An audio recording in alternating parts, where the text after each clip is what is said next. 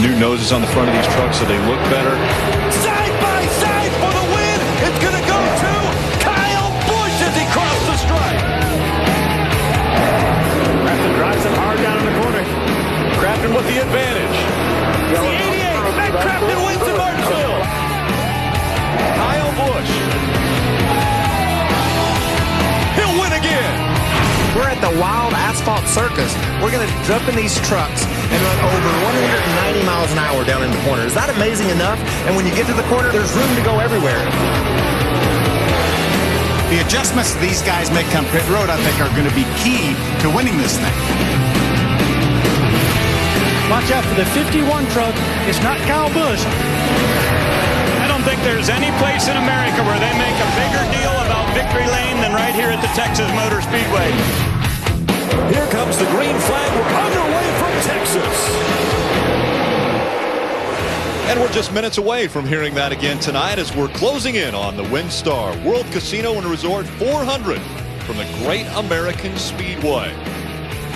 And it's been great for Herman Quiroga. Last year it was in this race where he got his career best finish of third. And tonight he's looking to improve on that. He'll have to get by Eric Jones in the 51, though. Last year at Phoenix, he became the youngest winner ever in the series. And tonight he's back in the winningest truck this year. Matt Crafton is on the rebound. Our defending series champ is coming off his worst finish in 2 years. And tonight sees an opportunity to get back to victory lane. But when the green flag goes in the air tonight, everyone will be chasing pole winner Justin Lofton. His only series win came on a 1.5-mile track, just like Texas. So let's kick things off. Let's go trackside for tonight's pre-race ceremonies. Ladies and gentlemen, please rise and remove your hats as the 2nd Battalion, 354th Regiment, 95th Division from Grand Prairie presents our nation's colors. Please remain standing as Chaplain Brett Schisler from Texas Alliance Raceway Ministries offers tonight's invocation. Will you please join me in prayer? Most Heavenly Father, we come to you this evening and we thank you. We thank you for this beautiful evening and this opportunity to be here and to pray together as free people. We thank you for the men and women all over the world that help to keep us free. We come to you tonight, Lord, and we ask you for your safety. We ask that you be with the crews, the fans, all of the folks in the pits, and especially, Lord, with the track services people. We come to you tonight and we ask your continued blessings, that you remember all of those who 70 years ago tonight began the liberation of Europe. It's in the name of your Son, Jesus Christ, we come and we pray. Amen. Remain standing as 11-year-old recording artist Emily Faith performs tonight's national anthem.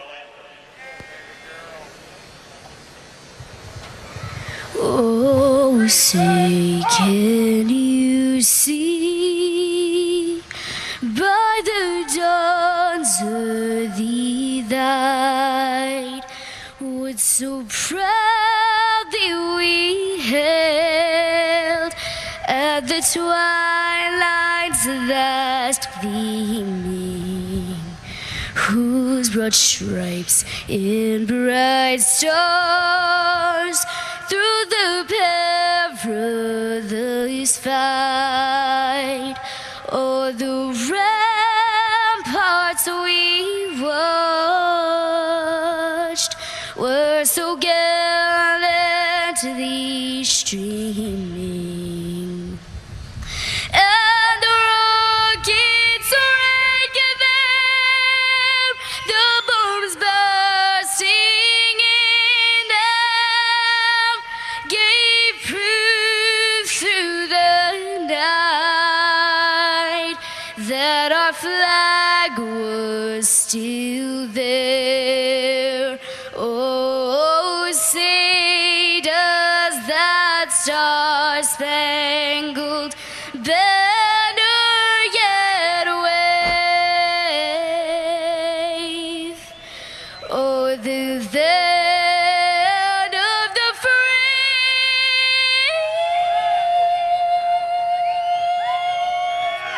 and the home of the brave?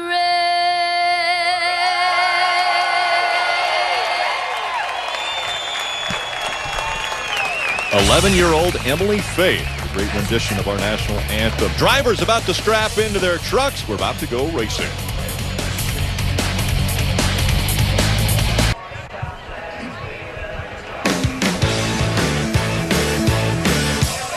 And welcome back to Texas Motor Speedway. We're getting ready for 250 miles, 400 kilometers.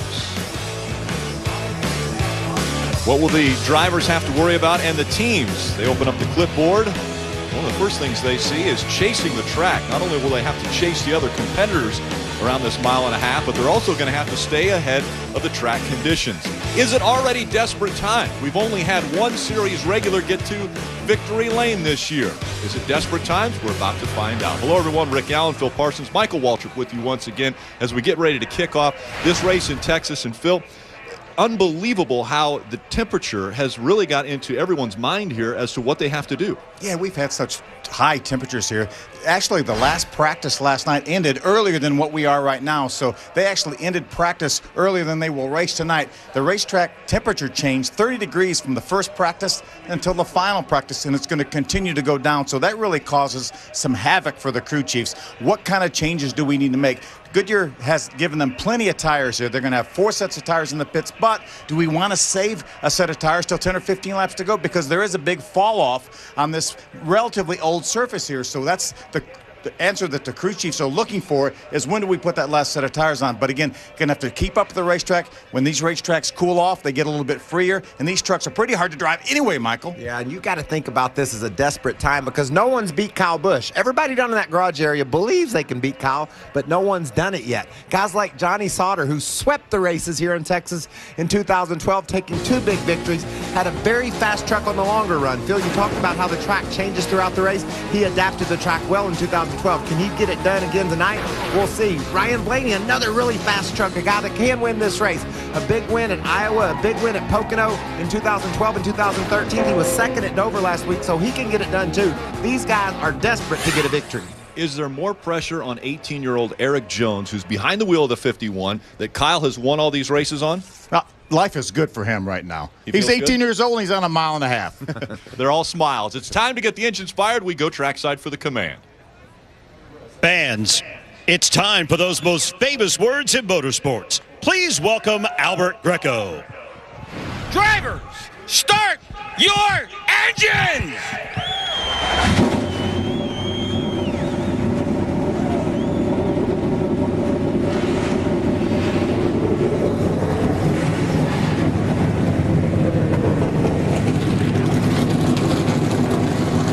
The engines have come to life. There's nothing better than truck racing under the lights, and we do it at the Great American Speedway. Next.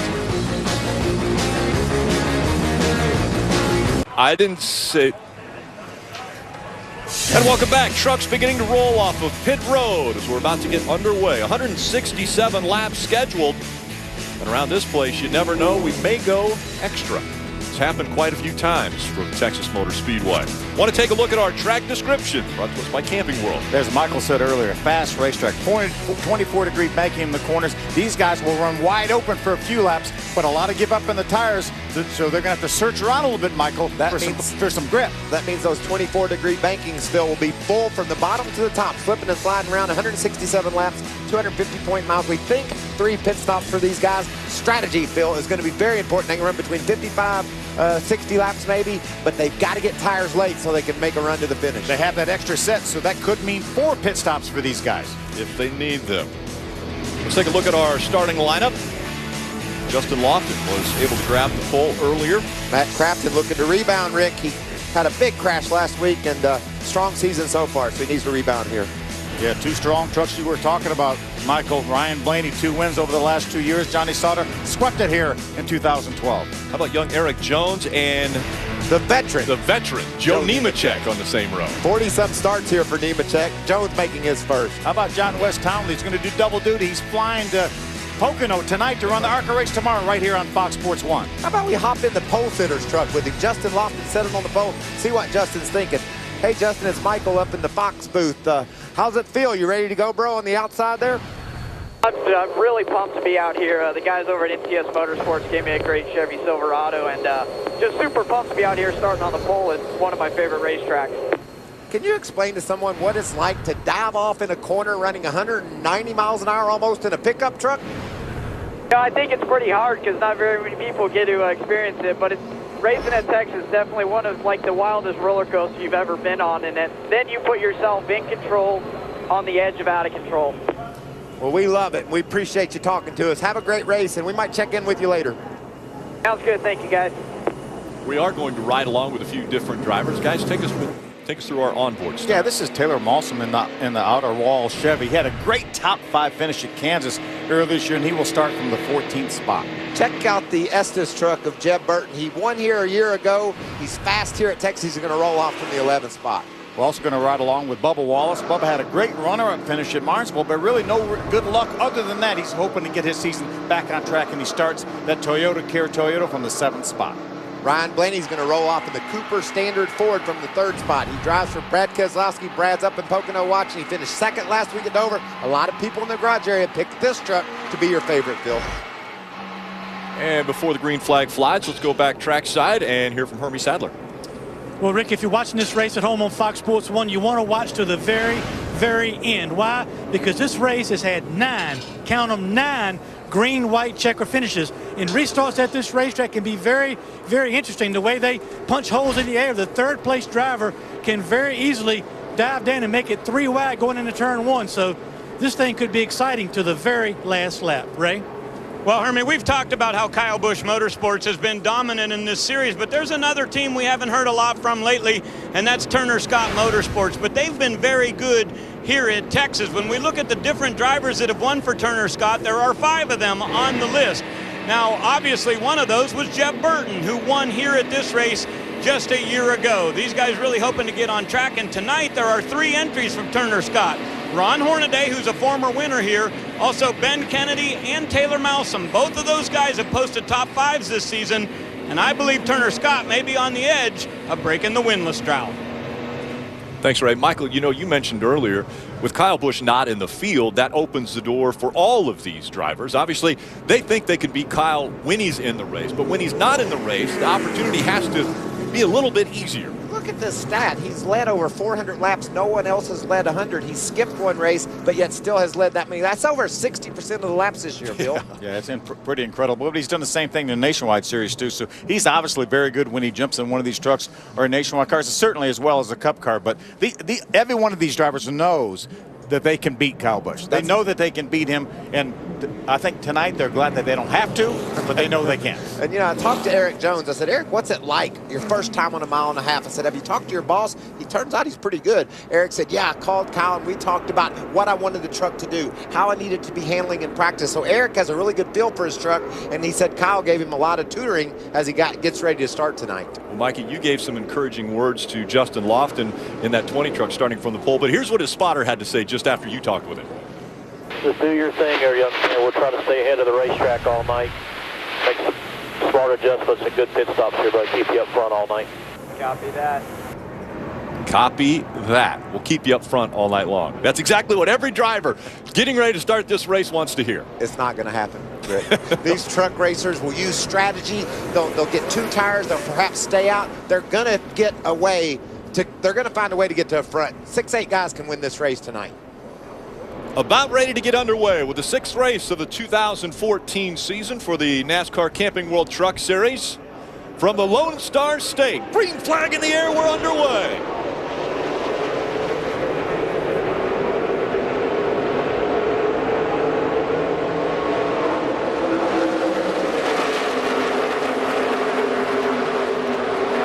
That's just wide open. Foot on the floorboard all the way through the 1st and 2nd turn as these things come up to speed off turn 2. It looks like Justin Lofton's going to get a good run on the outside, but Crafton's hanging tough on the bottom.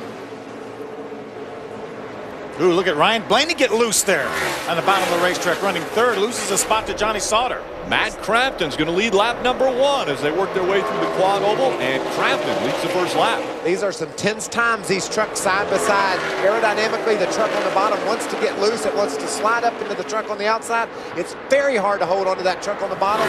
Watch for these guys to get loose and sideways as we start this race. If you're on the outside, you want to give that guy on the bottom a little bit of room, or else he's going to get loose. And a lot of times, he'll take you out with him. Was it a mistake for Justin Lofton to choose the outside line to start this race? Because he has that choice. We're going to build a notebook on that, Rick, and it's an interesting question. Sometimes it feels like on the bottom of these flat straightaways that you have here at Texas Motor Speedway, the bottom lane spins its tires. So I'm sure Lofton thought he could get wound up on that outside better than on the bottom.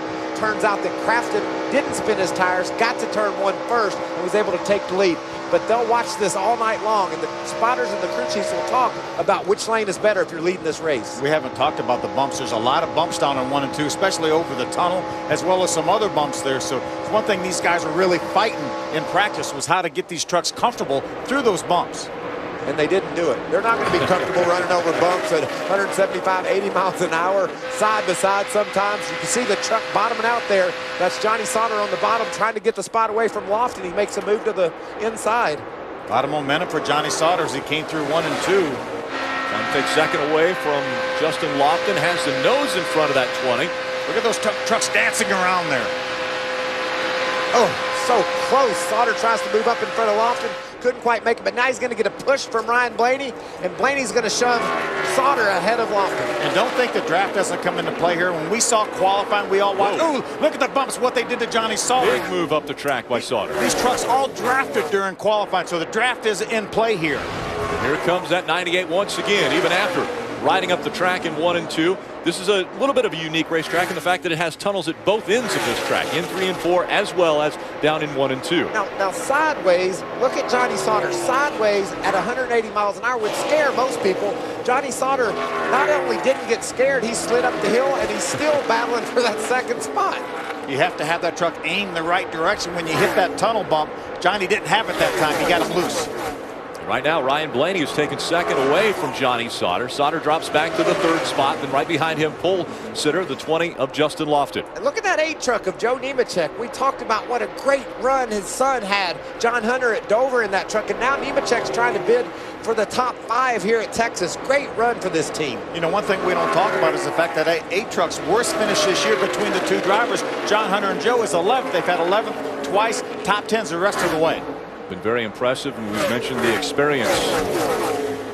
Joe Nemechek as he tucks in behind that 20 of Justin Lofton. Now here comes the 51 of Eric Jones. Eric's feeling some things out there that he hasn't felt before. We saw him do extremely well on the mile at Phoenix. That's flat, though. You got all kinds of speed here at this racetrack that he's never experienced before. What a great looking paint job on that Toyota. Uh-oh, we got some problems for Timothy Peters. Right rear tire. Right rear tire is down. Timothy Peters comes in, our points leader. He hasn't had any speed this weekend either, Phil, and now he's got a flat tire.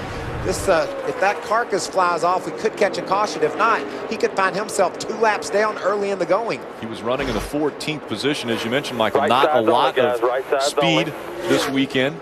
Heard Marcus Richmond say right sides only. Hold on to it, buddy. Going that fast, he's jeopardizing blowing that tire off, and if that happens, he could tear up his fender. Way up the racetrack he went. Whoa. Yeah, I think he had a little bit of a slow leak maybe going in that corner. And then it just got worse as they got towards the center. Nice job catching that thing. Down on the apron, and will be making his way onto pit road to the attention of his crew. So a bad start for the 17 of Timothy Peters, Hermie. Yeah, these guys very frustrated. Did not have a very good qualifying run. We're hoping to make their way to the front once the green flag fell, but a flat right rear tire, as you can see. Crew Chief Marcus Richmond has called for right side tires only for the 17. Tough break for Timothy Peters. This has not been one of Peters' best tracks over the years. I mean, he didn't have any speed yesterday in practice, and only 2 top 10s here in 12 starts. His best finish 7th, so not Timothy Peters-like. And there's race leader Matt Crafton. He's finished second to Kyle Busch twice already this year, but no Kyle Busch tonight. Welcome back. 14 laps complete of the 167 scheduled, and it's been all Matt Crafton since the drop of the green flag. He has almost a 2-second lead over second place Ryan Blaney, but the tires are falling off quickly. The speeds have dropped almost 2 seconds from what they qualified at. Yeah, qualifying was about a 30 flat there. They just last lap, the fastest truck on the racetrack was over 31.50, so at least a second and a half here. And these guys are racing really hard, led by the 77 of Quiroga. He's in the 9th spot here. Right now, Taylor Malsom's trying to get that spot. Here's Timothy Peters, finds himself 2 laps down, Hermie, after that flat tire. You're right, Phil. They got the tire off. Goodyear engineers and the team have looked at it and diagnosed the problem. You can see this is a mess where the tire came apart, but right here, you can see the cut in the tire. Ran over something on the racetrack, punctured the tire, and it's put this 17 team in quite a hole to start this race. Yeah, that's why the interliner that's been around now, gosh, close to 45, 50 years, it's so much of an advantage there. That's what allowed Timothy to get back to pit road at any resemblance of speed. Right. Looks like Jeb Burton's going to make the move down on the inside of Ramon Quiroga. Quiroga's struggling early in the race as well. His truck isn't really handling. You can see him sliding up the hill. Looks like Burton will make the move around him and bring Timothy Peters along with him. That's Tyler Reddick just behind these 3 trucks in the 19 Brad Keselowski truck. Talked to Reddick before the race. He's ready. He said, man, I've got this. I love these big tracks. And he has a couple of strong runs under his belt, looking for a top 5 tonight. And his best career finish last week at Dover, had a top 10, finished 8th. One of the things about that 77 we've also got to keep our eyes on, who's just running right in front of Tyler Reddick, is the streak he has going this year. He's the only driver to finish all 5 races in the top 10. He wants to keep that streak alive. Yeah, and he needs to really pile up some top 5s here. That consistency is great. He and Butch Hilton, that entire Red Horse team, but he wants some top 5s, and that's how you're really going to make a move in the points. He's had all top 10 finishes. You only got to do that, and he finds himself 4th in points. Yep. But you also want to run those top 5s because it gives you a legitimate shot to sack and win.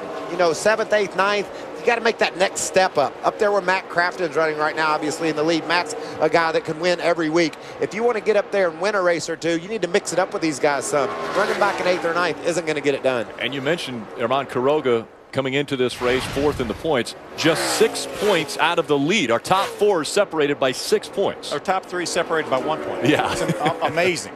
And Matt Crafton trying to separate himself from the field. He has a 2-second lead over Ryan Blaney. Blaney running in that 2nd spot. Michael, as you mentioned, or Phil, earlier, this was one of the trucks that all of the teams were looking at through the practices and qualifying as a truck that they had to keep their eye on because they knew he was going to run up front. And you see him moving around. He moved up a little bit high down in 1 and 2. He's trying to avoid some of those bumps as we see a great side-by-side battle with the 54 Bubba Wallace and the 20 of Justin Lofton. That's a battle for the 5th spot. Bubba Wallace trying to break into that top 5. He's been steadily making his way forward, trying to get around the pole sitter.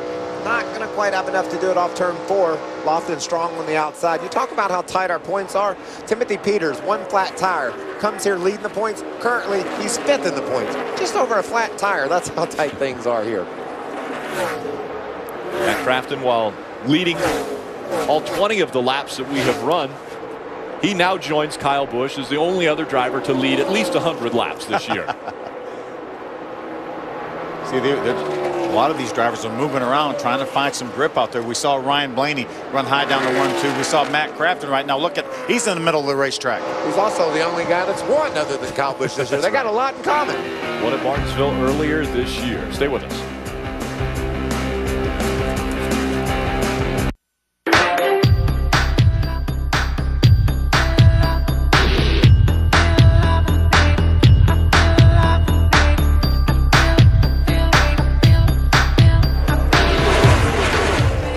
"26 laps into the books, and you're witnessing history in 2014. This is the longest green flag run we've had to start off a race this season.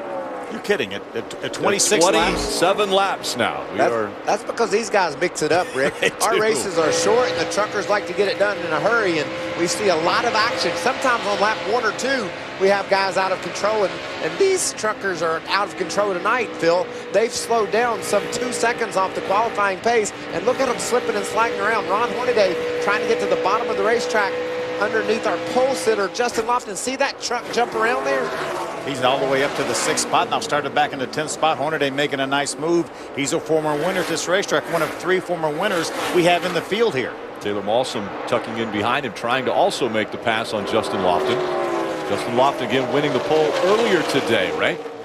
Yeah, and he just came on the radio minutes ago telling his crew chief, Jeff Hensley, that he's tried the low line, and that's absolutely no good. He said it almost feels like there's not enough air in the right front tire, so he's moved to the high side of the racetrack. But Justin Lofton fighting back there for a 5th or 6th spot, but he just hasn't been able to get the drive in or off the corner that he'd like. Hermie? Ray, 2 stories on my end of pit road. You see the 32 of Taylor Malsom. He started 14th, is all the way up to the 7th position right now on the racetrack. He has not said one word about his truck, which is normally good news. Now, Joe Nemechek started a little bit closer to the front. He has started to fade a little bit down to the 12th position right now. He's reporting the 8 truck is way loose coming off turn 2. Hermie, I can confirm that. I think I saw the right side of that 8 truck coming off turn 2 last time by. Really loose is Joe Nemechek. And Taylor Malsom, that's a strong line. I talked to him earlier today, and he said, I think I'm going to be good on the high side. We've worked on our truck. We think it's going to stick up there. He's one of the few trucks that have moved up, and he's really making some good time. Yeah, Taylor had that great run at Kansas, finishing in the top 5. And one thing I've noticed, we've ridden along with a couple guys, is how much off the throttle they are in these corners. So they can run wide open here on new tires, but they're way off the throttle. But just a few seconds ago, we had his onboard. Watch him, Michael. Watch him reach up. You're very familiar with this. He's going to reach over there and tighten his seat belts. You bounce around here. You see him moving around. The belts continually get loose. That's a great heads-up move there. Keep those belts tight. That's exactly. It's a great habit to have, too, because anything can go wrong. And I can't stress enough how fast these trucks are going. Still, we talked about they've slowed down, but speed's well over 170 miles an hour. And these walls, while they do have safer barriers attached to them, that's quite a lick at 170 miles an hour. How about that blue number 29 of Ryan Blaney? Moved way up the racetrack. He was over 2 seconds behind at one time. He's closed that up now to about 0.8 of a second behind. Now he goes right down to the bottom because the 99, I think, is up there where he wants to run. The temperature here in Texas may be blistering, and Matt Crafton also setting a blistering pace as he has already put the 19th driver a lap down, so only 18 trucks on the lead lap. Brendan Newberry will be the next that will go a lap down if this continues, and Matt Crafton doesn't look like he's slowing down anytime soon. And that guy isn't slowing down either. And while Matt Crafton's been keeping his eye out that windshield lapping truck, he's also been peeking in that rear view mirror and seeing that blue number 29 Cooper Standard Ford getting bigger and bigger coming his way. Ryan Blaney finding some speed on the 1.5 miles of Texas Motor Speedway, reeling in Matt Crafton. Today. And welcome back to Texas Motor Speedway. The caution has come out for the first time in this race. 36 laps are complete, and the race off of pit road takes place. Ron Hornaday did a nice job. His pit crew gains 3 spots and barely beats Ryan Blaney to the end of pit road. I think maybe Ron's exit from pit road might have caused a little indecision on Ryan Blaney's part, too. Ron aggressively pulled out into Blaney's line. Take a look at this as a reason for the caution. That 19 gets into the 57 of Norm Benning, and around he goes. Wow. Tyler Reddick was running some really fast lap times, making some good time on the track, but he totally misjudged the closing rate he had on Benning and ran into the back of Norm. Well, a couple of drivers did a nice job avoiding that. John West Townley and Justin Lofton both. Check this out. He slides up the hill and almost spins out himself. Spins Norm around. Look at John West go by on the inside. There goes Lofton on the outside. On the outside. Be interesting to see if there's any damage to that 19 truck of Reddick. And here were the pit stops. Let's go to Hermie Sadler. Taylor Malsom hits his pit stop. He tells his crew chief Mike Hillman Jr. he's a little bit loose in traffic, but right now they say no adjustments. It'll be 4 tires and Sunoco fuel for the 32. Half a pound of air pressure out for Ryan Blaney on the right sides. He said that's got to help his entry a little bit. You see, Matt Crafton had a hard time getting in his box because Norm Benning was pitted right behind him. Matt Crafton, they decided that he was a little bit tight, but this set of stickers should have a little more stagger on him. Crafton will come down out of there. Good run off of pit road. Crafton came in first. Looks like he'll go out third. As I mentioned, Ron Hornaday winning that race off of pit road. And the number 30, what will he be able to do starting up front? He's very good at restarts.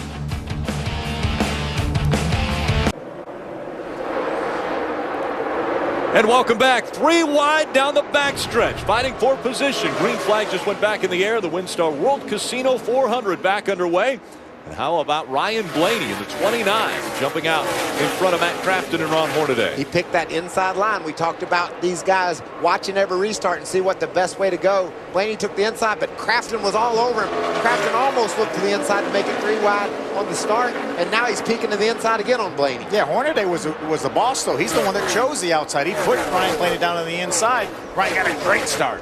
So that's the second time now that the guy has chose the outside line, and it hasn't worked. Let's remember that for later in the race. I'm sure the crew chiefs are remembering that, as well as the spotters. Noted. Bubba Wallace on the inside of Taylor Mawson. Bubba's in that black and white truck number 54. Now he tucks in behind that outer wall Chevrolet for Taylor Mawson, the 32. Uh-oh, Mason Mingus, a little smoke there. And off the pace, Sparks flying from underneath the 35. I think he might have got, did he get in the outside wall? You see a little bit of damage. Damage to the back of the truck, too. Yeah. In the left front, it's like maybe someone squeezed him up. He's made contact on the left side. Look at his splitter. See how high the splitter is on the left front. He was running in the 15th position. There's some contact and right up into the wall. Oh, also, is that Tyler Reddick as well? It is, yeah. We saw Reddick on the inside in the 8 truck. We saw Reddick spinning out Benning with a really fast truck Tyler had early in the going. A lot of damage to Mingus there. Now, as a crew chief, would you call him in after that much contact? He's having trouble with his right front, it looks like. And Nemechek's going to have to come to pit road as well. And Phil, you talked about that 8 truck. The worst finish of the year is 11th for that team, and that right front tire is down. We saw Timothy Peters have a flat tire. It cost him 2 laps. Probably the same here for Nemechek. Got to be careful with that tire, though. If it flies apart, it'll do some damage to that front end. It looks like it's about to fly apart right now. Joe's going to have to really take it easy getting here to pit road. If that tire completely comes apart, that'll rip the right front fender off that truck. And you had mentioned there are the inner liners that these trucks are running on. Even when that tire goes down, they still have an inflated inner liner that they drive on. A safety shield, essentially. So Ryan Blaney continues to lead. He's got a half a second lead over Matt Crafton. Hornaday still holding on to 3rd. And the caution has come out. Now it's for the 19. We saw contact earlier with that truck. Straight to us. All 3 of the trucks that were in that skirmish off turn 4 have had problems. I think maybe that was a right front there for Reddick as well. Hermie, what are they saying in the Nemechek pit? Contact? Yeah, contact on the racetrack, flat right front tire. They've got right side tires on it. A little bit of damage, but now that the caution's out, they're going to go back around, get caught up, put left sides on, and continue the repair. I think Joe will be able to stay only 1 lap down, so that could be a huge break later on, but a lot of damage on the 19 truck of Tyler Reddick. And also the 35 of Mason Mingus, but Reddick had a fast truck, man. That's a shame. We saw his problem started with that bumping of Norm Benning. I think they spent a little extra time on pit road pulling a fender out, lost some track position, and then got in that 3 wide battle off turn 4 and hit the outside wall. Take another look at what happened. Up on top of your screen, you can see right there, the right front goes down, the truck sparking off the road and into the outside wall. Yeah, nothing a driver can do when that happens. You have really no control over it. But again, that was all precipitated by that contact between the 8 truck, the 35 truck, and the 19 all getting together. Very good to see when the caution comes out here, the lights on the poles actually light up as well to let the driver know. This is one of the coolest tracks in the world. The lights that you see around the track, the huge TV on the back straightaway. This banking, 24 degrees, where the truckers can run up high or down low. Texas Motor Speedway has it all. And they continue to work on the 35 of Mason Mingus as well as Tyler Reddick in the 19. Under this, just the second caution. Tough break for Brad Keselowski Racing. They lost 2 trucks here lately with the 29 truck of Ryan Blaney. This is that contact that started all this. Yeah, you can see Nemechek up into Mingus and then squeezes Reddick into the wall. Boy, he didn't make much contact with the outside wall, if at all. And so 3 trucks involved, and all 3 have been on to pit road to try to work on the damage. Under this, the most recent caution. Johnny Sauter back to pit road. One of our front-running trucks making another pit stop. Had a bit of a challenge on that first pit stop. He came in running around 5th or 6th and came out 14th. make an adjustment here. This could be because of losing that track position, Phil. It's like, we're down, so let's work on our truck. And I'm sure Johnny was encouraging his team to get it together on pit road. Only 16 trucks on the lead lap. We'll add one to that. We get ready to go back to green flag racing when we return. How would you like to, Rick, pop up out of bed at 8:30 in the morning, run over to your car, and at 9:01 be going 205 miles an hour down into the corner at Pocono? Into turn number one. Into the tricky triangle. That place is tough, and those Cup drivers are going to heat it up in the morning. Yeah, that's pretty intense. Speaking of intense, Johnny Sauter was just on pit road again. Ray? Well, Rick, here's the deal. He said they think they started with the wrong spring in the right front, so they wanted to put some wedge in that Nexton Air Toyota. So Johnny Sauter, since our pit stop wasn't that great, let's go ahead and do it now. They've made the adjustment. Hopefully it'll be better. And also that gives them about a 6-lap window over the other guys as far as fuel. And they might need that. Pit strategy could come into play. Got to mix it up sometimes, Rick. They gave up some valuable track position while they're down. Let's make an adjustment, get a little gas, mix it up. Yeah, didn't change tires, so they still have the same amount of tires that everybody else has left. We saw Joe Nemechek on pit road changing the right front tire. He actually got the free pass, so is on the lead lap on pit road once again as the field is coming out of turn number 4 for the restart. Yeah, and he's just heading off pit road down into turn 1, so he's going to have to hustle up. He's going to be about a half a lap behind, but he did get the free pass. Matt Crafton jumps on the gas. And once again, Ryan Blaney chooses the outside line. Let's see if it works for him. It hasn't worked yet for anybody. Matt Crafton with a great restart on the inside. Let's see if he can make it work. Look at Blaney. Flared up the hill just a bit to give Craig Talkfield about how tough it is to run your truck on the bottom if someone's right on your door. Blaney gave him plenty of room, but Crafton grabs the lead. Great restart by Ron Hornaday in the 30 as well. Looking to take second away from Ryan Blaney. Blaney gets up through the center of the corner fast. I was going to say, he got her wound up down there in 3 and 4 and made a great run off turn 4. Closes in on our leader, Matt Crafton. Now he's got the momentum back as he gets back to the back bumper of that 88 of Matt Crafton. Those two fighting for the lead, and they're side by side for the 5th position. How about Jeff Burton, that 13 truck, our winner here last year, up in the 4th spot. He's been steady, but this Eric Jones, we've got to keep our eye on him. First time on this big mile-and-a-half racetrack. He's running up near the top 5. He's got to be careful making these moves. He knows exactly. He's got a lot of coaching from his boss, but when you get down on the inside of another truck, this is something he hasn't ever felt before, so he'll have to watch himself. And we mentioned Eric Jones just turning 18 a week ago. That enables him to run at a mile-and-a-half and bigger tracks. And he got a diploma. Stating Today. that fact, yes. Yeah, very impressive. His high school diploma. Well, and a diploma saying he graduated a mile-and-a-half tracks. He got that from Eddie Gossage as well. I do have a diploma. We knew you did, Michael. Matt Crafton out in front of Ryan Blaney. Crafton actually got the lead initially on the first start of this race when he had the inside line, as Justin Lofton chose the outside line. This time Ryan Blaney chooses the outside line. Matt Crafton again steals the lead away. Well, I think the inside is batting 1,000 right now. Yeah. What do you think? And so these spotters are noting that, crew chiefs as well. We'll see as the race continues and people have to make that decision if they start picking the bottom. I'm assuming so, right, Phil? I think so, too. So Matt Crafton right now, that 29 truck's got it wound up on the high side, though. I think that's why he liked it so much, because he knows he's got a fast truck up there. Watch him close in the center of the corner on Crafton. I was talking to Ryan and his crew down in the garage area this morning, and he actually went out and ran. Herman Quiroga. Smoke rolling out from underneath the 77, and that will end the top 10 streaks for Herman Quiroga. Yeah, pretty rare, too. We don't see that Red Horse bunch lose very many engines. Terry?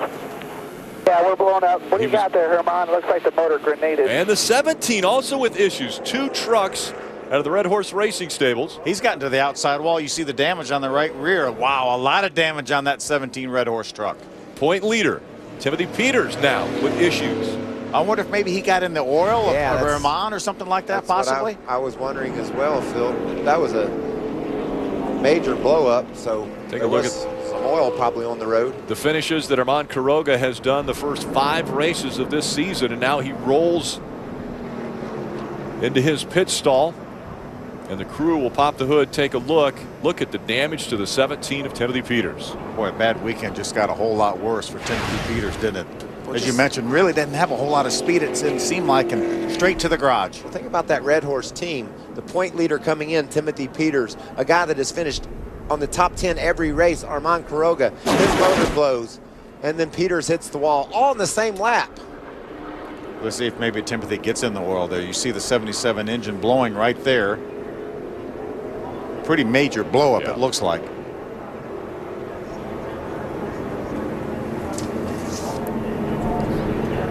So Armand Quiroga, the engine expires on that 77. And behind him, running in the 20th position, was the 17 of Timothy Peters. Potentially got into the fluid out of that 77. You can see NASCAR sent the safety trucks out to put some speedy dry down on the oil from Quiroga's truck.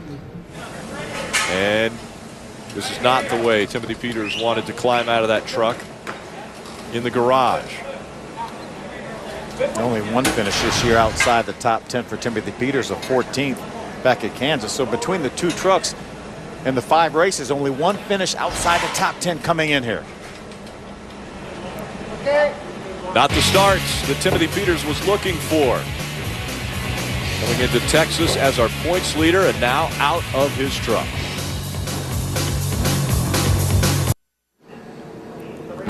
And welcome back. Cleanup continuing for the expired engine of the 77 of Armand Quiroga. Good possibility that the 17 got into some of that fluid that was put out. You see the tire tracks. They're just past the speedy zorb or speed drive that went down.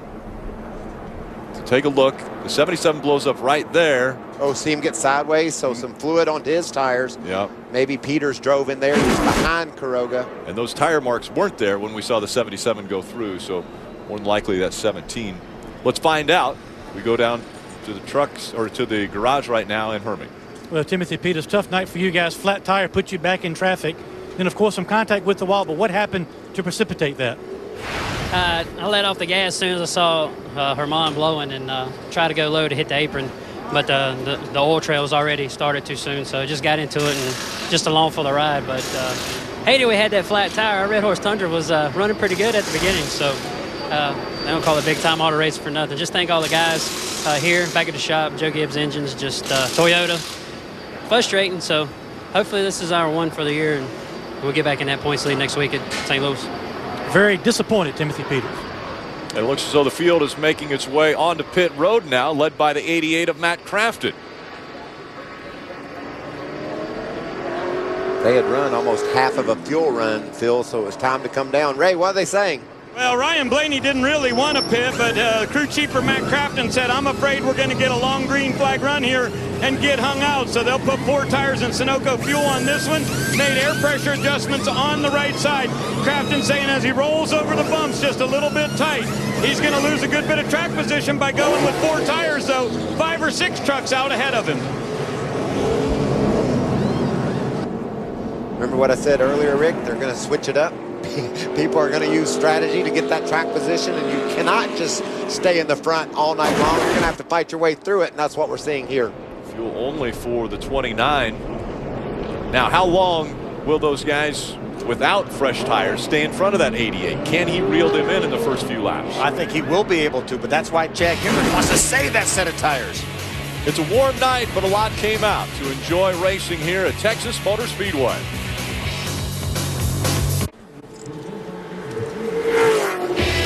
Welcome back to Texas Motor Speedway. 60 of the 167 laps are complete. Out in front of the field, it's Ryan Blaney and Ron Hornaday. They are scored as your top 2 as we get ready for the restart. But we're under caution because of the engine blown by the 77 of Armand Quiroga. And here's what Terry Cook, the spotter, had to say as they were going into turn 3. Still stretching it. Oh, backer, keep it low, keep it low, keep it low, keep it low, keep it low, keep it low. Keep it low. Put it in neutral. Get your switches off. In neutral with your switches off. You blow up, Terry? Yeah, we're blowing up. What do you got there, Herman? It looks like the motor grenaded. Yeah. Yes, it did. That was actually turn 1 when that motor expired. And Hermie is standing by with Herman. Top times to start the season, every race for Iman Quiroga, but engine trouble tonight. Did it give you any warning at all on the racetrack? Not at all. We just didn't have the speed, and we struggle. It's unfortunate for everybody, that 10, Samsung, and other books. I really wanted to have another top 10 at least, and well, we're here. Joe Gibbs' engines are really, really good. We didn't have any issues last year, and we haven't like this year. So it's unfortunate, but I mean, we have to keep on working hard now to fix these points, because it's going to hurt us a little bit. Iman Quiroga, he's in the garage. Love the job the spotter did. That's 6-time NASCAR Camping World Truck Series winner Terry Cook. Yep. And you can tell that he won 6 races, but he blew a few engines along the way. He wanted Armand to keep that thing down on the bottom of the racetrack, told him to kick it out of gear so that the engine wouldn't continue to spin over and spit oil out of it. So Armand's new to NASCAR racing. He's been around for a couple years, but anything that's new or different, you really need some coaching through it. And great job by Terry Cook there. So Ryan Blaney is your race leader, and he will have the option to choose either the inside or the outside line, and it looks as though he's going to choose the inside line for this restart. Let's see if we can talk to Ryan Blaney. Hey, Ryan Blaney, Phil Parsons up in the Fox booth. You got a copy?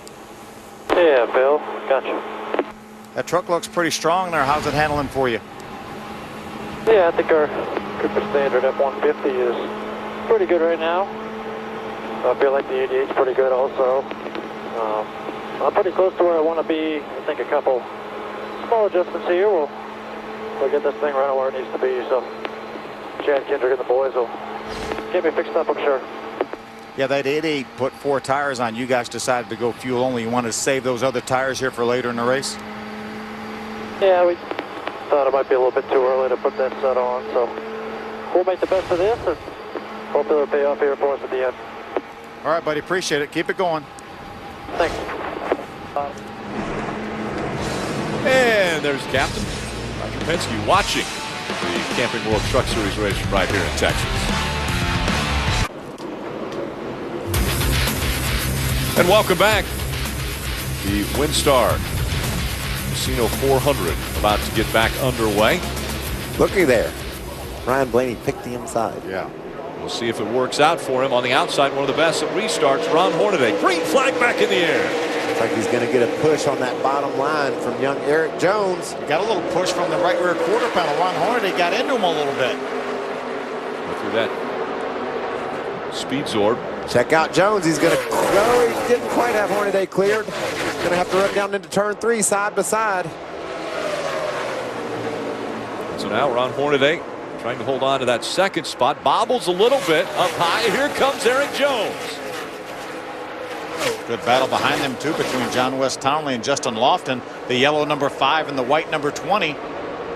Back on the high side, the 30 of Hornaday trying to take that second spot back away from Eric Jones. There's Bubba Wallace. He's going to join this 2x2 battle. Driving around Justin Lofton. Closing in on the back of John West Townley. About Matt Crafton with those 4 fresh tires moves to the inside of the 20 of Lofton. Matt knows he can just be patient, let these guys sort it out, because those tires are going to propel him to the front. They run 10 laps in a row without a caution. Matt could be leading this race if these guys ever get second sorted out. Still side by side, Eric Jones on the inside, Hornaday on the outside. Now Hornaday has the momentum. He'll take second away from Eric Jones. And here comes John West Townley on the outside of Eric. Bubba Wallace lined up right behind his teammate Eric Jones. Bubba's in the 54, trying to push him by the 5 of Townley. Oh, there it is. It's just really hard to hold the line down on the bottom. We saw Jones slide up just a bit, but he's hanging tough down on the bottom. Here comes that momentum for the 88 of Matt Crafton and the 11 laps fresher tires that he has on that truck. Ray Dunlap. Hey guys, Eric Jones has been very loose in the center. They did put fuel only in on this last stop, no tires, but they did drop the track bar a round and a half. He said it's a little bit better, but when I'm on the inside, it's scary. Oh yeah, it's scary for us to watch too, Ray, but he did a great job, able to hang in there. He lost the spots, but he didn't spin out or didn't cause a problem. Now he's falling into line. He's got his teammate Bubba Wallace right behind him. Those trucks run in the 5th and 6th spots. Johnny Sauter, the 98, tries to move to the inside of Taylor Malson in the 32. We got to report that Taylor Malson, the 33, also got 4 tires. on that last pit stop. John West Townley's been running right down at the bottom of the track, and we've seen Matt Crafton run about 2 lines higher. A lot of choices here. I tell you, those guys are holding their own without fresh tires. We know Matt Crafton has fresh tires. How about John West Townley, Hermie? They have done a lot of work on this truck field. When they started the race, John West Townley, who's getting a little bit of pressure from Matt Crafton, this 5 truck early on was wrecking loose, in the words of John West Townley. They've made several adjustments, including track bar and wedge, and while the 88 is probably going to make a pass on fresher tires, it's been a solid night so far for John West Townley. There goes Crafton around Townley. He's up into the 3rd spot. Get fresher tires for Matt Crafton, helping him close in on race leader Ryan Blaney. Ron Hornaday running in the 2nd spot. Crafton is 3rd. John West Townley back to 4th. Eric Jones is 5th. Eric Jones continues to impress. He looks like he's going to get down to the inside of Townley off turn 2. He clears Townley up to the 4th spot. This kid's really fast, and he's doing a great job for his first run on this big track in Texas. Great side-by-side racing back here. 98 Sauter on the inside. There's Jeb Burton, the 13, also on the inside. And Jeb also, I'm hearing, got 4 tires on that last pit stop, so he's got fresher tires than the trucks he's racing around. It's important to be patient, Phil, when you've got better tires than the rest. You don't want to cause a caution because you don't want everybody else to come get tires and you be stuck out there with the old ones. So just work your way through them slowly and steadily, and that's what it looks like Jeb's doing. Matt Crafton restarted in the 8th spot back when we restarted lap 65. In 6 laps, he's made his way all the way up to 3rd. Still about 2 seconds behind race leader Ryan Blaney, but clear track in front of Blaney, enabling him to run lap times in the low 31-second bracket. There goes your battle for 2nd. It wasn't much of a battle. Those new tires of Crafton have prevailed, and he's now going to chase down our leader, Ryan Blaney. And sometimes it takes a few laps because everybody's tires cool off a little bit during that caution flag. We actually ran a couple extra laps during that caution flag, but now is when those new tires are really going to show up, I think, for Matt Crafton. And also look at Jones. He's going to work over Hornaday. Looks like Eric's thinking about going on the high side of Ron. Eric Jones trying to find a way around that 30 to move up into the top 3. Ryan Blaney is your race leader in the 29 out in front. Then it's Matt Crafton running 2nd. 30 of Ron Hornaday is 3rd, and 4th is Eric Jones in that 51. Their last lap, Matt Crafton was a couple tenths of a second faster than our leader, Ryan Blaney. Let's see what he does this lap.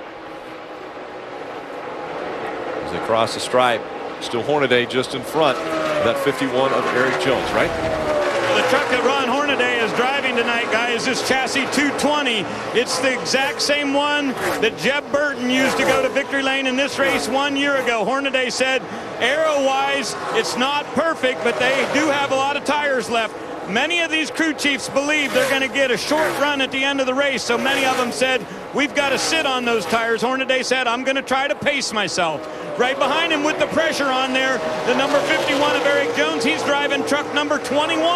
That truck is running 4 races, gone to victory lane 3 times. The only other race was right here at Texas with Kyle, and it blew an engine. So they know they've got a real good chassis. Here's 2 excellent trucks, race inside, and real good racing. Absolutely, and fighting for that 3rd spot.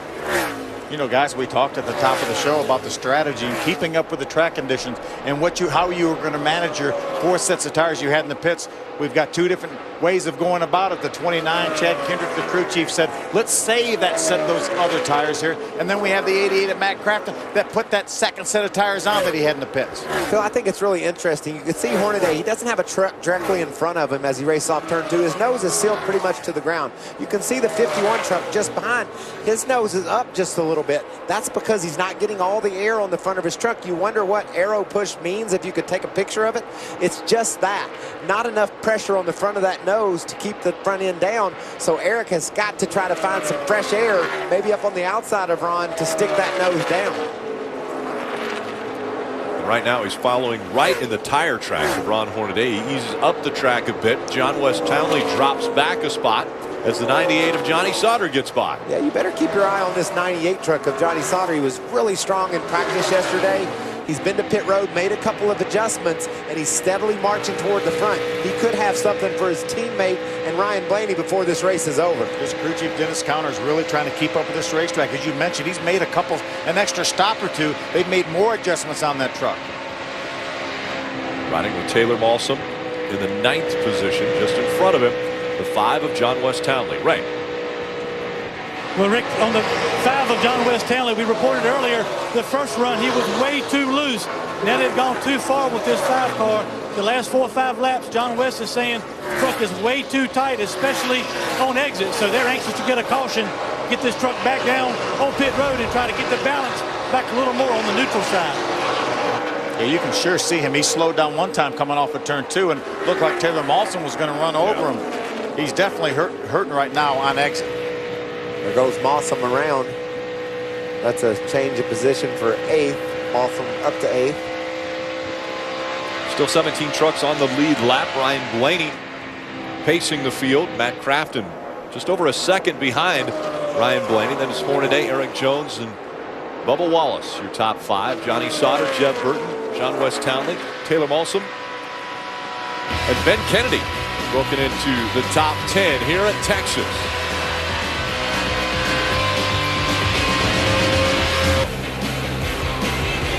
Still under green flag conditions. Lap 87 complete of the 167 scheduled. Ryan Blaney still in front of Matt Crafton. The gap now 0.8 of a second. You kind of stabilized there.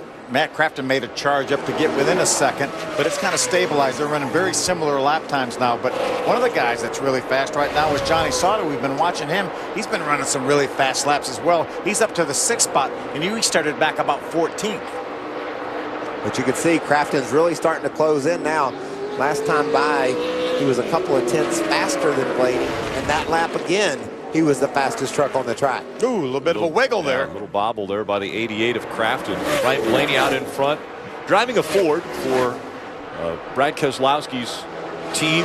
And the last time a Ford won here at Texas was back in 2000. Ryan Blaney was 6 years old last time a Ford won here. That's amazing. And I would say was that maybe Greg Biffle that won here in 2000? Greg Biffle.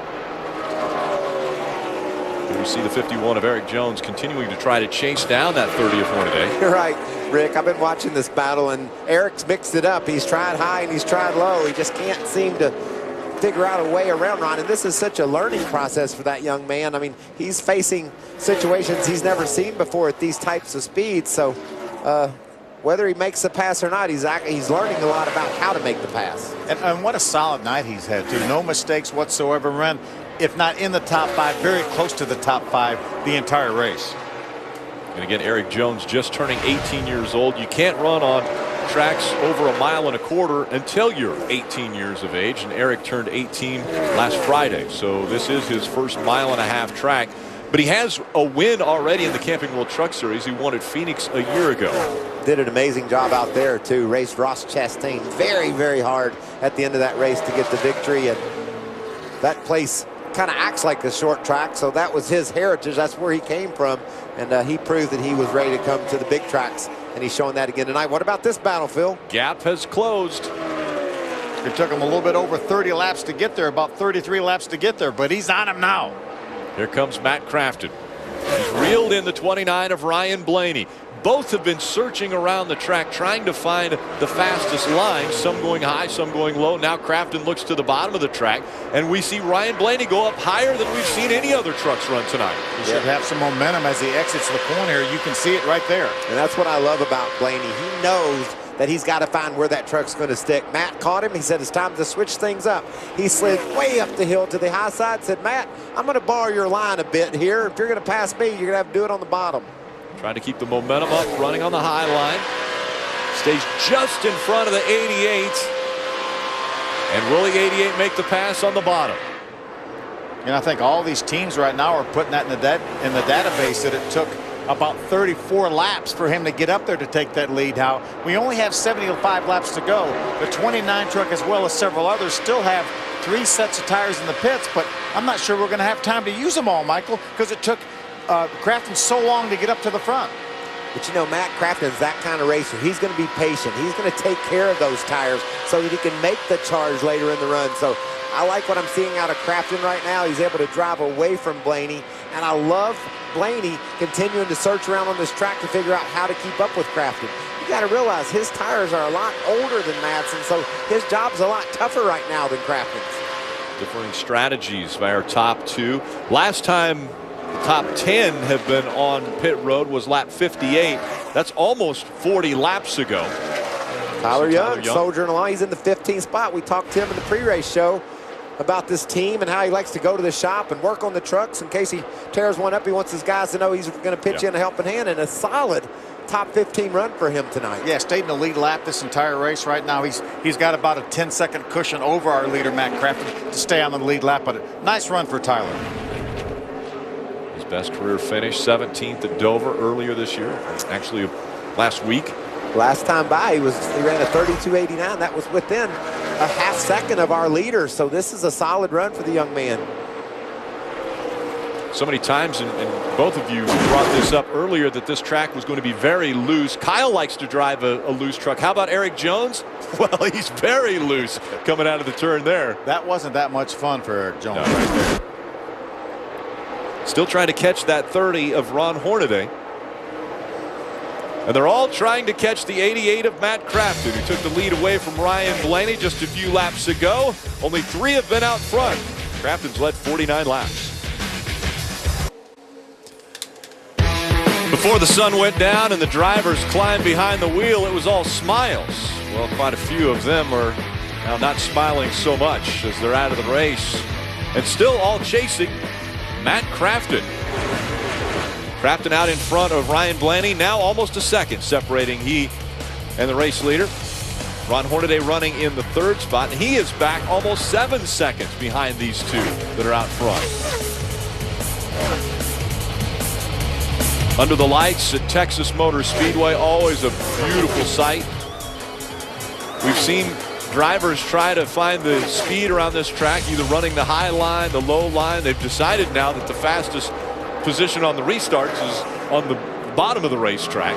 You know, one thing we were talking about during our commercial break is we'll see Johnny Sauter get by Eric Jones for that 4th spot is the fact that Blaney and a lot of these other guys have, gosh, almost 65, 70 laps on these tires now. Whoa, look at Jones. He's loose again. We saw him sideways off turn 4. That time it was down in the center of the corner. So that kid's hanging onto that truck, but it seems to be a bit out of control. And Phil, that's an awful lot to ask out of these Goodyear tires to run that far on this track. It hasn't been repaved, I don't think, since 2001. So it's porous, it's grainy, it can eat up a tire, but yet those Goodyear tires are hanging in there for a really long run. And Phil, you mentioned earlier, chasing the track. Right now, everybody out there is chasing this track, trying to find grip. Hermie Sadler, oh, it looks like the caution has come out before we go to Hermie. Caution has come out once again. Debris on the racetrack. Hermie.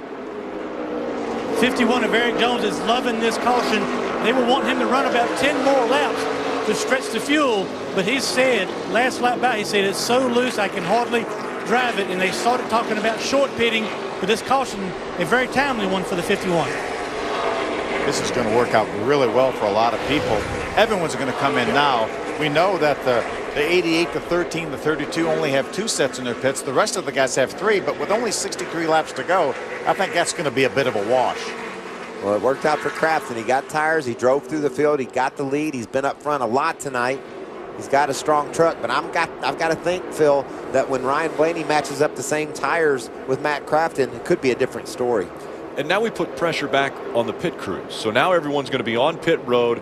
The race off of pit road becomes even more pivotal. Yeah, and we saw earlier in the race, Johnny Sauter pit from the 6th position and fall all the way back to 14th. Early in the race, you can overcome that. You can use some strategy. You can mix things up and overcome it. The later it gets in the race, you have to have that pit crew perform. At least hold your position so that you can continue your march to the front. Johnny's done an amazing job rebounding on the track. Now the team needs to rebound on pit road. Saw the tire specialist making some last-minute adjustments to air pressure and some of those tires. I believe that was Eric Jones's crew on pit road. This was the longest green flag run of this race. We went 40 laps between cautions of this season. Right? That's pretty impressive. And pit road is open. Matt Crafton once again in front of Ryan Blaney, Ron Hornaday, Johnny Sauter, and Eric Jones. That Hornaday pit crew's been strong. We saw him get the lead off pit road earlier. He's going to pit from the 3rd position. Johnny Sauter in 4th. See if these guys can make it happen down there on pit road. Saw the 19 of Tyler Reddick back out on the track after hitting the wall early in this race. Only lead lap trucks allowed onto pit road the first time by, and here they come. Hermie. Crew Chief Eric Phillips really pulling a veteran move on his driver, Eric Jones, calming him down, saying the truck is loose because we're out of the tires. We got too much fuel for the amount of tires left on the truck. So they're going to take 4 tires, Sunoco fuel, try to get 51 back up front with tires and fuel, Ray. They'll pull a rubber out of the right rear on the Cooper Standard Ford. Ryan Blaney says, don't take too long here, guys. They got to go with 4 tires, and they need to pack that thing full of fuel. On the bottom, Matt Crafton came in first, said he started to hear a little bit of a weird sound in the rear end. They're going to pull a tear off. Matt Crafton came in as the leader. He's going to leave that way. Right behind him, Blaney will get out next. Ron Hornaday with a good pit stop. He rolls 3rd. Then it's the 51. Looks like Johnny Sauter is going to lose 3 spots back to the 7th position. So he was the big loser on pit road that time. And the 51 had some issues getting out of his pit stall. Take a look. Just for a second, stalled it for just a second. Really didn't lose a whole lot. 51 came in the 5th position. We'll re-rack him and get ready for the green flag when we come back to Texas Motor Speedway.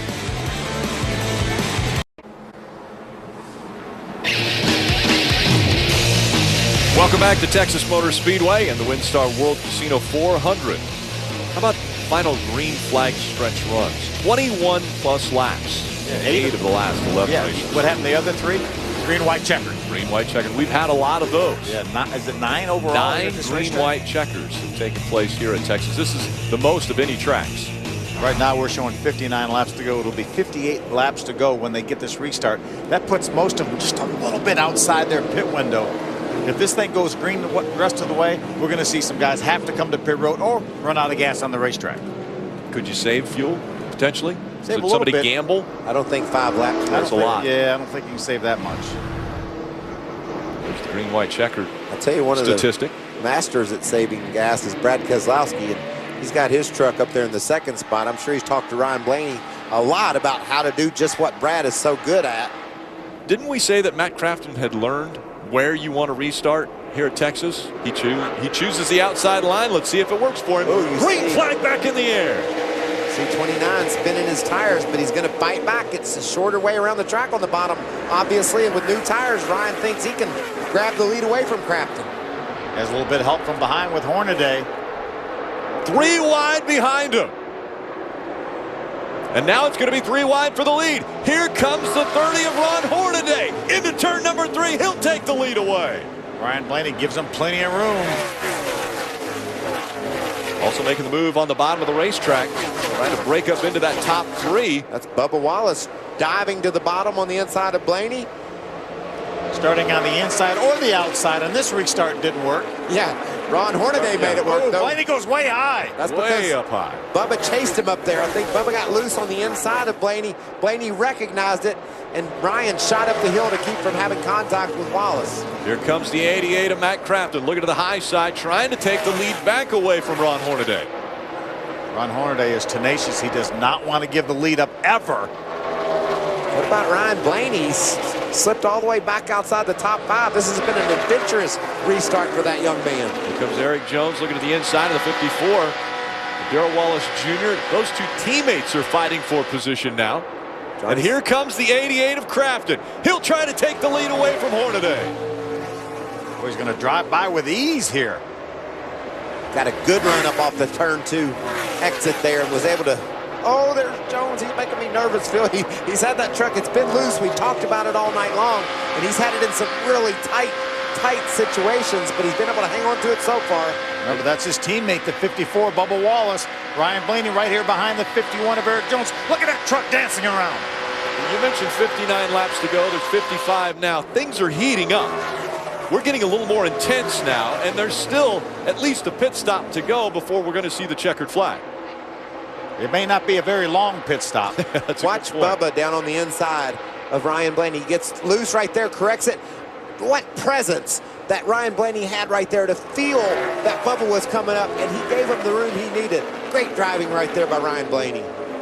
Some of these guys can feel what other trucks are doing. Just catch it out of their peripheral so good. And that's exactly what you saw there. And that's coming from a 20-year-old here, Ryan Blaney. Very impressive move there for the 29. He's caught back up to the back bumper of that 54. Those two guys are best friends. Darrell Wallace Jr., Ryan Blaney, they hang out away from the track all the time.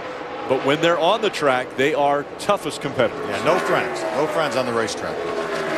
They're both 20 years old. They're being chased down by an 18-year-old. How's the youth looking in our pretty strong in our series? Very strong.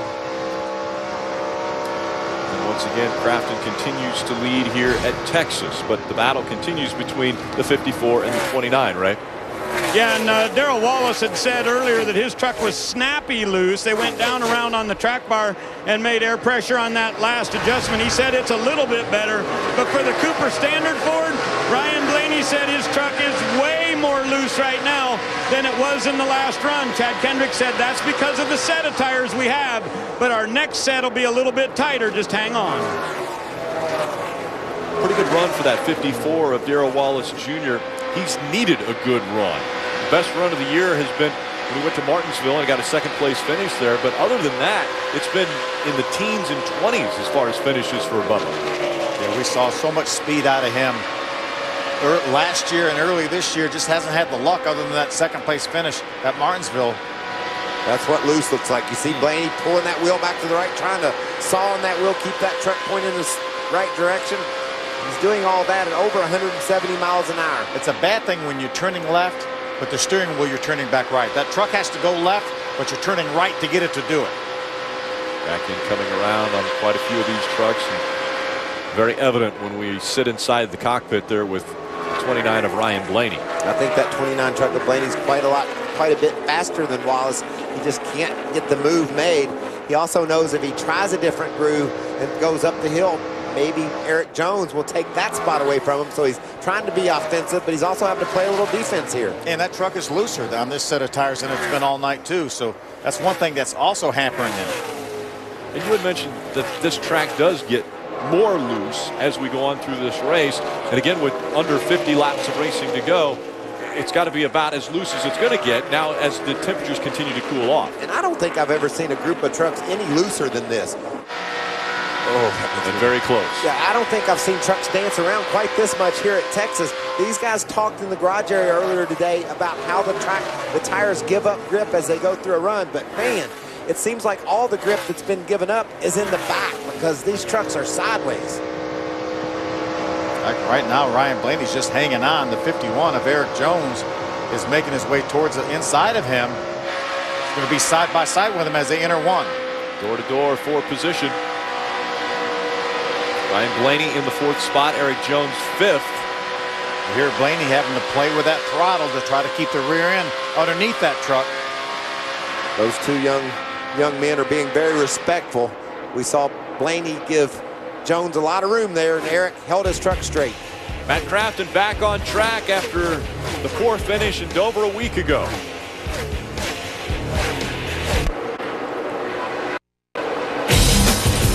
And welcome back to the WinStar World Casino 400 at Texas Motor Speedway.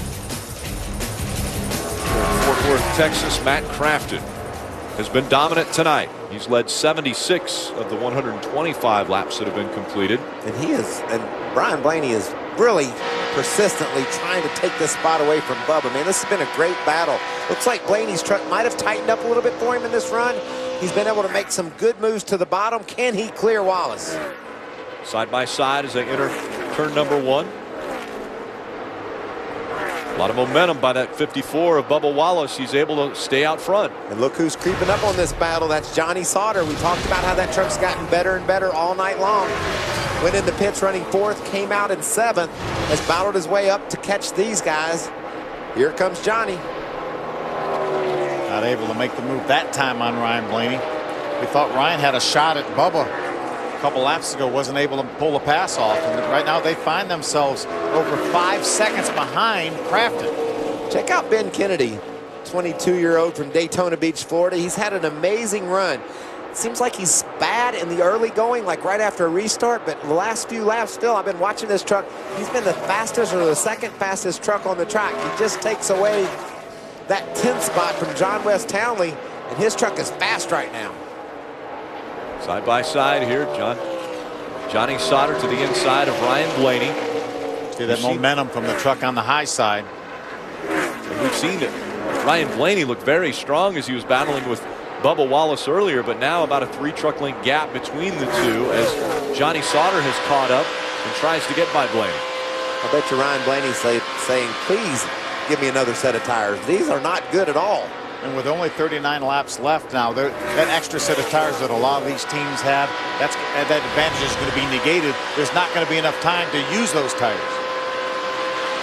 Sauter still working to the inside of Ryan Blaney. Sauter in that number 98.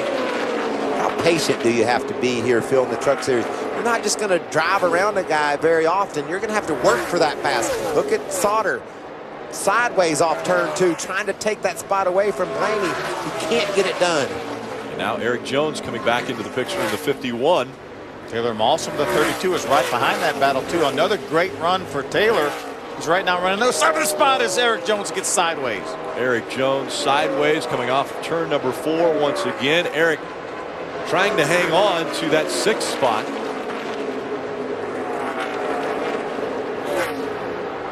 Still out front with a 3.5 second lead. Matt Crafton has been checking out from the field.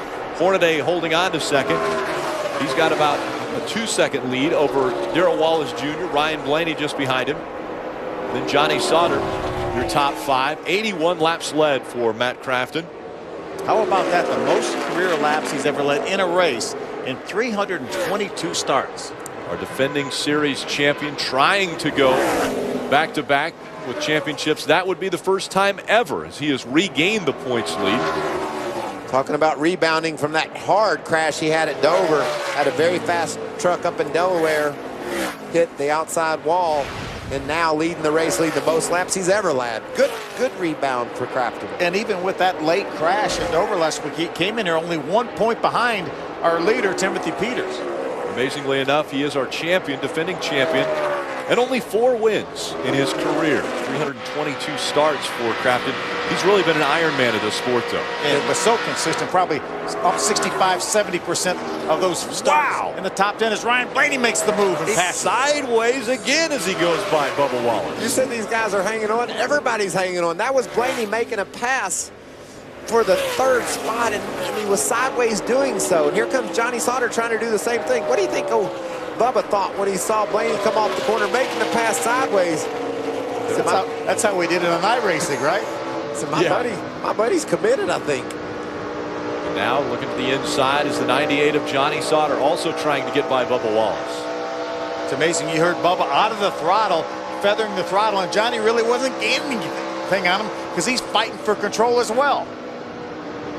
Very slick racetrack now as we have just 34 laps remaining. There goes Johnny. I think he's going to pass Bubba. Barely clears the 54 of Darrell Wallace Jr. Maybe a little contact as they go through the quad oval. Definitely some contact. So Sauter has taken away the 4th spot. Ryan Blaney's moved up into the 3rd position. Hornaday still in the 2nd position, and they're all chasing the Slim Jim 88 Menards Toyota of Matt Crafton. Watch this. Hands full for Blaney. Wow. And a little bumping.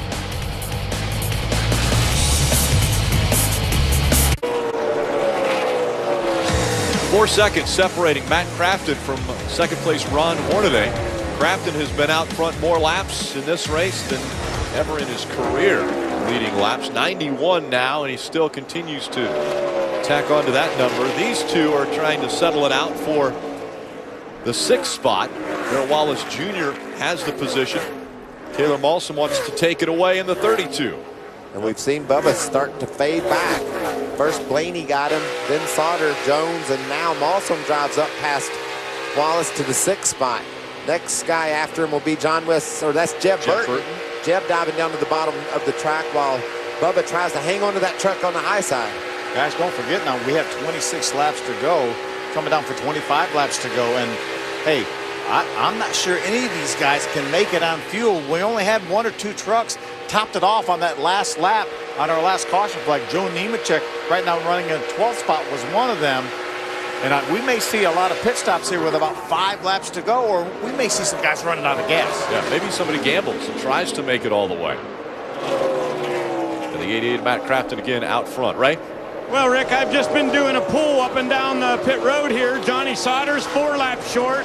Blaney is 3 laps short, and I climbed up on the pit box to check on this number 88. I looked over at Junior Joyner, the crew chief, and I said, what lap do you need to pit? He said, well, look at my chart right here. It says we're good to 167. So they believe they can make it the entire distance. Lots of different numbers down here, Hermie. Well, Ray, Eric Phillips is the crew chief for 51, Eric Jones, and he's got his poker face on as well. He says they're about 3.5 laps short. But when I asked him if he was going to pit, he was a little bit non-committal. So a lot of differing strategies we're going to see down the stretch here at Texas.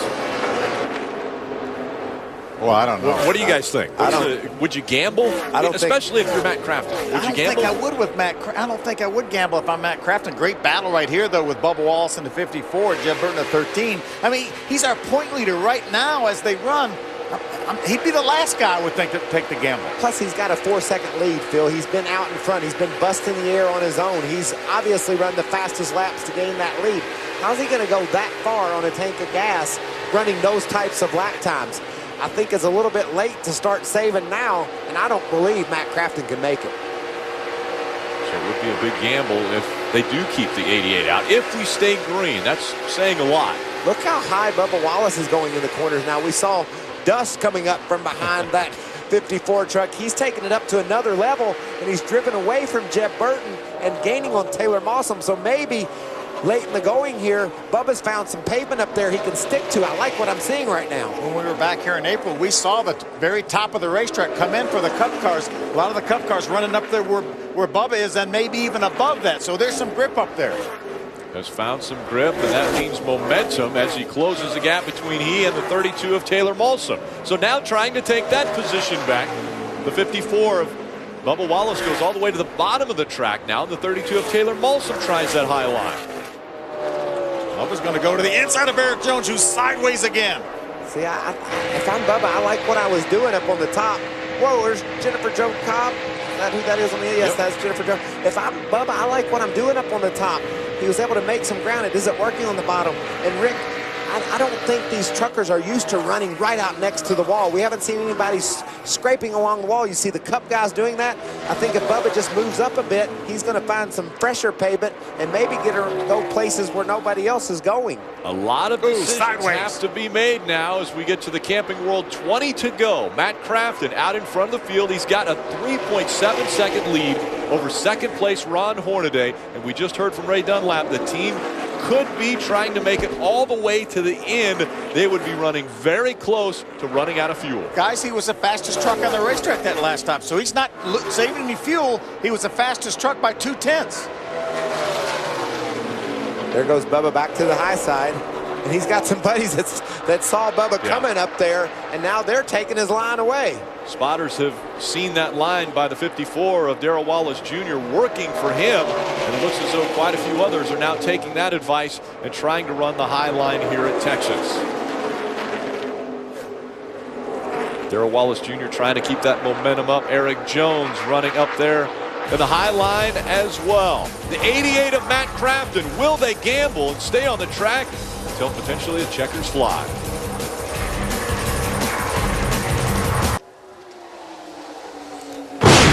Guts and glory, we've got to focus on that 88 and actually go back a week. Dover, Matt Crafton into the wall. It's been 2 years since a DNF for that team, and they have rebounded nicely after that. Today, it was Matt Crafton flying by that 29 of Ryan Blaney to take the lead here at Texas Motor Speedway. He has led 105 of the 154 laps already. He hadn't led 100 laps all year put together, and he had a win at Martinsville. He's never led 100 laps in his career in a race, and so pretty impressive run tonight for Matt Crafton. Guys, we have 12 laps to go here. We're getting reports from pit road that there's no way that a lot of these guys are going to be able to go the rest of the way, and they don't understand how anybody could.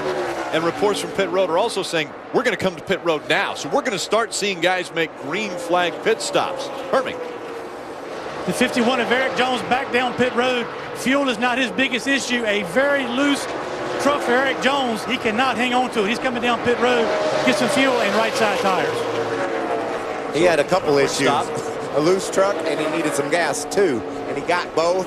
He's the first one to come to pit road. It'll be interesting to see how long before others start to follow. I'm interested to see what Matt Crafton does. I don't agree with the math that truck can go all the way. I know they figured it to the nth degree, but he's been leading this race running fast times. It's going to be a stretch, Ray. I'll tell you, Michael, they're talking to him on the radio, telling him if you save just a little bit, we do not have to pit. So I believe they're going to go for it. And get this, he has led the most laps, and the driver who's led the most laps here at Texas has gone on to not win this race 61% of the time.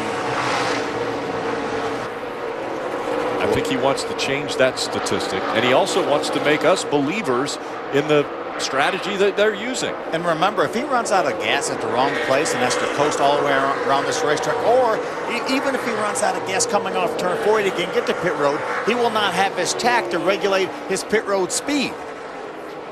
Last time by, fastest truck, Matt Crafton. If he's saving gas, if he's saving it, he's a magician. 29 of Ryan Blaney has made his way onto pit road now. Now the question is whether you put right side tires on like Eric Jones did, Ray.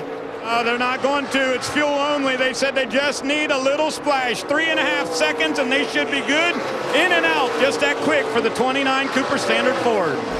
They're still counting on the fact that Matt Crafton's going to run out of fuel if he stays on the track. 9 laps is almost 15 miles. How does fuel mileage differ that much? Right, here comes the 30. Yeah, Ron Hornaday's had great pit stops throughout the course of the night here. They did do fuel only on our second round of pit stops. Then they went with 4 tires, but his guys have gotten them in or out better each and every time. The Ream and Rude Chevrolet in here. 1, 2, 3.5 seconds, 4 seconds almost, and he's back out. He got a lot more gas than Blaney did during that pit stop. I wondered about Blaney's team. He didn't get that 3 seconds of gas, I don't believe. That lap 2 seconds slower for Matt Crafton. He is now slowing way down on the track, trying to push it to the end. But his biggest competition have both pitted, Phil. I think he can come to pit road, get a splash of gas, and still win this race. I don't really understand the strategy. Hermie. Taylor Lawson hits his pit box from the 4th position. Fuel only for the 32, Ray. Well, they were in 8th position for this Estes Tundra for Jeb Burton. His crew chief said, I'd like to go with 2 tires. He said no. Jeb Burton said no. Do fuel only. That's what everybody else is doing. I think we need to keep our eye on the 8 of Joe Nemechek. He came in later than everyone else to top off with fuel, and now the 88 is slowing way down, but here's the 54 on pit road, Ray. Yeah, Bubba Wallace saying his truck is sideways. We've seen that when he was racing with Ryan Blaney. They're going to come in here and go for a splash also. The Sunoco Fuel get a tear off on the windshield. They'll clean the grill.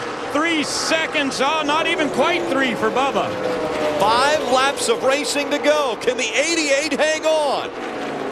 He was the 3rd fastest truck on the track that last time by at a 33.2. So he's still got a lot of pace in that truck. Right now his teammate, the 98 of Johnny Sauter, who you would think would get similar fuel mileage, is also still on the racetrack. 31 on pit road, Hermie. Going to be fuel only for Ben Kennedy. Remind him to keep the engine revved up. He's gone. Just a little bit of fuel for Ben Kennedy. 5 seconds separate Johnny Sauter and Matt Crafton. The 2 teammates running 1 and 2 right now. The pace picked back up again. 32.6 seconds for Matt Crafton that last lap. And now his teammates on pit road, right? Looks like... Well, look, here's Johnny Sauter coming down pit road. They told him he was at least 3 laps short. But as I watch him come to pit road, I'm listening to the 88, and they have told him slow the pace down. You're going to have to back it down a little bit. Took him a little while to get the fuel can in there for Sauter. He'll leave in his next Toyota. Justin Lofton now up to second as the 98 comes off of pit road. And there's your race leader, Matt Crafton, just going by Johnny Sauter. Yeah, Ryan Blaney, the 29 car, just went by to unlap himself. The 29 truck, excuse me. Matt Crafton has really thrown the anchor out. He is really, really slow, but he has a 13-second lead right now. With 3 laps to go, he can back it way down. And he's trying to do just that. Backing it way down. Justin Lofton in the 20. He's running second now. He was your pole winner from earlier today. Look at Crafton. He's taking the shortest way around the track, running the bottom, saving gas. Is it too little, too late, though? 2 laps to go for Crafton. Can he hang on? Will he be able to stretch it? He's got to go just another 3 miles. Right now, the top 5 in our running order have all stayed on the racetrack, have not come to pit road since that last caution flag. Can they make it all the way? Wow, this is dramatic. This is a long run to the checkered on 1 tank of gas. 1.5 miles is what they're looking for now as they cross the stripe. 14 seconds. White flag in the air. One more time around for Crafton. 14 seconds the gap behind him to Lofton. Coulter also on the same schedule. He's running in the 3rd spot. Joe Nemechek is 4th. He's 18 seconds back. And John Westtown, the only other truck not to come to pit road in the top 5. The final lap. Can he make it all the way through 3 and 4? He can coast home from there, Rick. He's going to make it. He's going to make it. Matt Crafton. What I'm talking about, boys. Now that was a whooping. Thank you, boys. How about that? Crafton winning in Texas. Good job, Matt Crafton, David Pepper. Lofton's going to make it as well and finish in the 2nd spot. How about Joe Nemechek bringing that number 8 home in 3rd? Heck, he was in the outside wall, Rick. Had a wreck off turn 4. Joey Coulter finishes 4th. Also on the same strategy, John West Townley, a top 5. John West Townley just got passed right before the start-finish line by Ryan Blaney. Townley was out of gas. Townley runs out of gas, but he does get across the stripe. He goes home 6th. What a finish for the 88 of Matt Crafton. We were all doubters. We didn't think anyone could go 61 laps on a tank of fuel, but they were able to do it. He may have gone 62 because he's driven back around here to the front side. What an unbelievable finish for Matt Crafton. That's his 2nd win of 2014.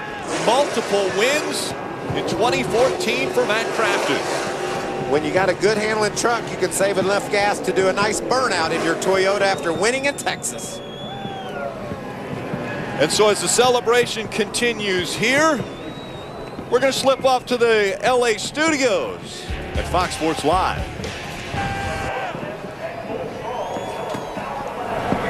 And thank you, Jay and Dan. It finally ran out of gas, Rick. During the burnout. It finally ran out of gas. We knew it was going to run out of gas eventually. What a run for Matt Crafton. I don't think anyone would have expected a fuel strategy to come into play to win this race. How about that call by Junior Joyner that we told how difficult and challenging this race was going to be to keep up with the racetrack, how to manage your tires, how about how to manage your fuel too. Looking to go back-to-back as far as championships in the Camping World Truck Series. No one's ever done it. We've seen multiple championships won in this series, but we've never seen anyone go back-to-back. He is your points leader and a very happy man. The celebration will continue. Now let's go to Ray Dunlap.